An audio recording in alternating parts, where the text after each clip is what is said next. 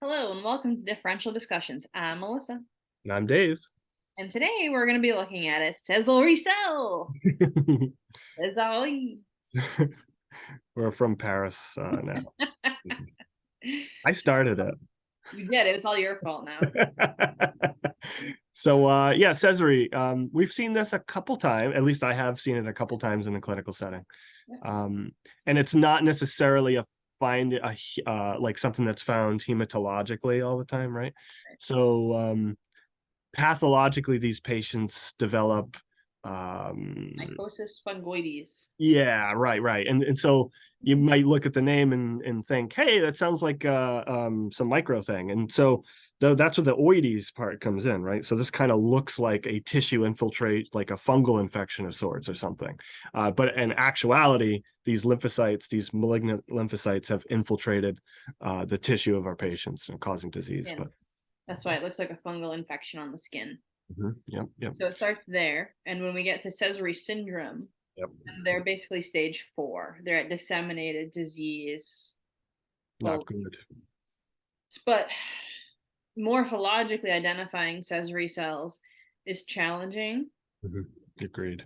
Yeah. So really, it's going to be flow that really is going to say yes, there's X% of Sezary cells, Right. but it's part our job to, as the hematology laboratorians, to recognize Sezary cells and count them when we do see them.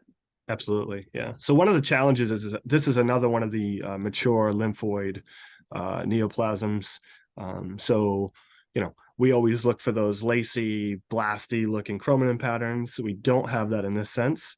So if you're doing fast scans and fast diffs, it is possible to kind of see a mature lymph Sezary cell and kind of go by it. But we have one here in the field.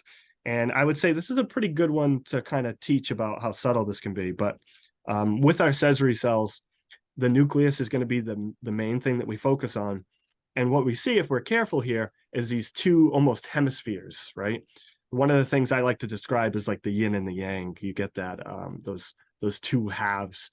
So there should be a line delineating the nucleus into a half that goes from one side to the other. Very good. Thank you for tracing that. And one of the clues you might have, the visual clues you might get, is the nucleus contours. So the outside of the nucleus, the membrane, you'll see it sort of kind of pinch in a tad. And we can kind of see that very subtly here. But yeah, this would be a pretty good Sezary cell, I think. Yeah, and it's really just called the cerebriform because it kind of looks like those two lobes and almost looks like the two hemispheres of the brain. So that's why they call it a cerebriform nucleus, Yep. and that's characteristic for the Sezaries. And like Dave said, it's super easy to miss. Yeah, definitely. Especially if you're speeding through. Slow down when you do your diff. And then some other not helpful characteristics about the blood film. We're looking at platelets, plenty of platelets in the field, no like gross anemia or anything like that. So these are a little tricky in the peripheral blood. The challenge with the mature neoplasms in general, regardless of what mature neoplasm you're discussing. Excellent If point. it's a mature hematologic neoplasm, you're going to see typically the patients do not have severe anemia and thrombocytopenia in the way our acute leukemics do, which makes it very challenging. Absolutely. All right, So, around. so Melissa's going to drive around a little bit, see what else we see.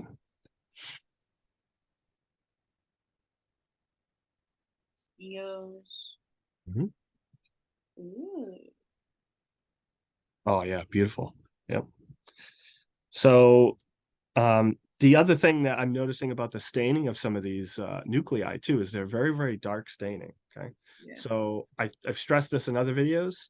Pay attention to staining characteristics, right? Don't just blame your stainer for every woe and every little abnormality you see. So yeah.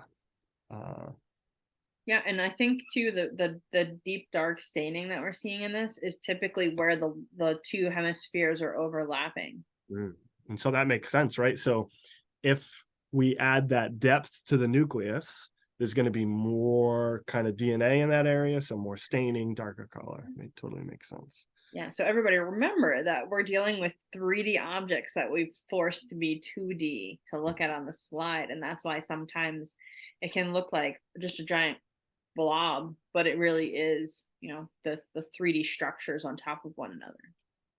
These particular Sezary cells look kind of large too, huh? They do, yeah, they're a little bit larger in this slide. Mhm. And don't let the size of these kind of be a guide, because we've also seen more of a normal resting size lymph Sezary cells before too. And one other thing I do want to point out that's not related to Sezary cell is just the watermarks though. See on this red cell right there, there's that watermark where it almost looks shiny. Mm-hmm. See Mm-hmm. it? That's just an artifact of staining. Yep. And those watermarks are almost always in that red cell central palette. Have you found that? Yeah.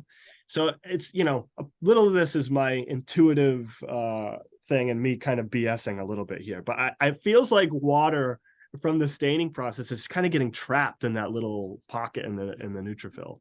But if you ever see an artifact or something you suspect to be an artifact, if you pull the focus a little bit, yeah, exactly, you'll see that heavy refractoriness and know that it's artifact. Yeah, very good. Yep, very good.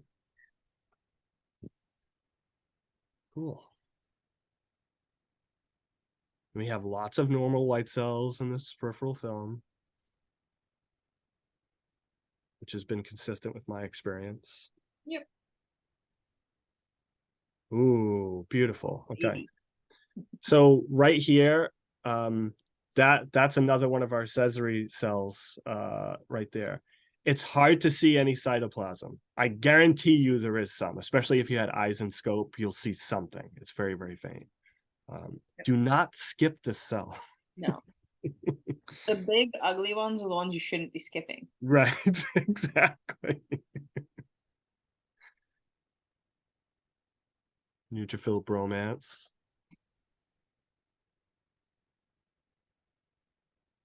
Ooh, Basil. So that's a Basil, and just keep in mind that they're deep dark in color also. Yep, yeah. Just Yeah, like the Cesaries we've been seeing. absolutely. Yep. But I this can is kind of see the two lobes almost, and like the yeah, granules, so it's granular. That's the other thing to keep in mind. right. Yep, yep.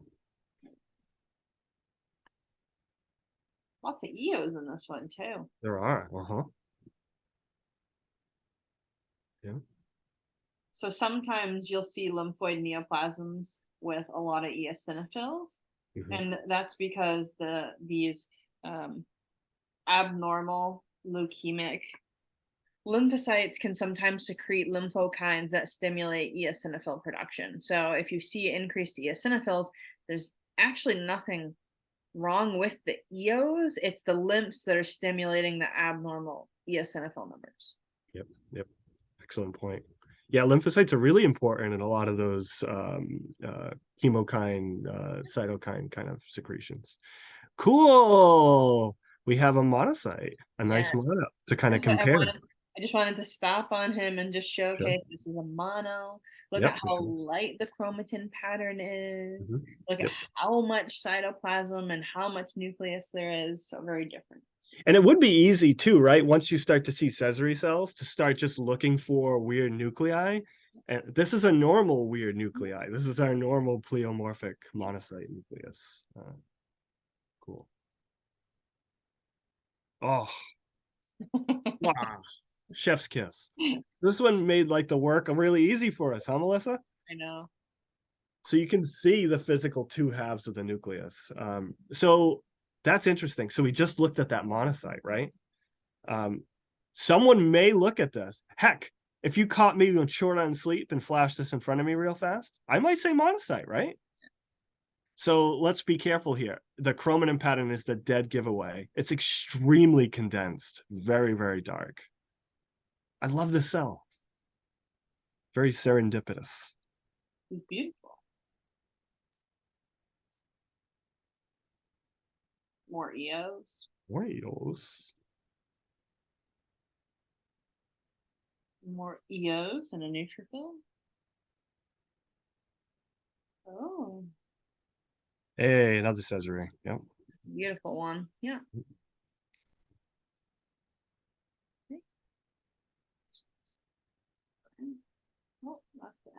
Go a little bit more. See if we can find another one. There's actually been a fairly good amount of Sezary cells on this slide. I'm kind of surprised. Yeah, so that's in my experience, Accessory Cells have been what, sub 10% usually, right? Yeah. Yeah, very low in number. And this slide, I mean, look at that guy. Another beautiful looking Sezary cell. Do you remember is this one of your slides, or is this a gift someone gave it to This you? is a gift.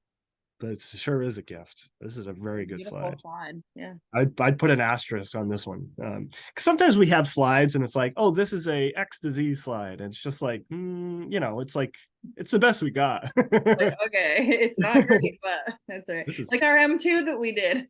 Yes, exactly. Right. It's like, I promise they have this disease. Oh, it's just all the dysplastic features in that one was terrible, but it's just like, but this one, yeah, the slide is great with the Cesaries. So that's the other challenge with Cesaries, is that they're usually in very low numbers. Yeah. Because they are stage 4, so it's disseminated disease, so you don't usually find a lot in the peripheral blood. But this slide actually gave us a good number of Sezary cells. It did. I'm very pleased with it. But I think that's all we have for this video, so thanks for watching. Yeah, thanks for your time. Please like, subscribe, and hit the bell if you'd like notifications whenever we post a new video. And feel free to reach out to us on social media or via email with comments or suggestions about future content. Thanks.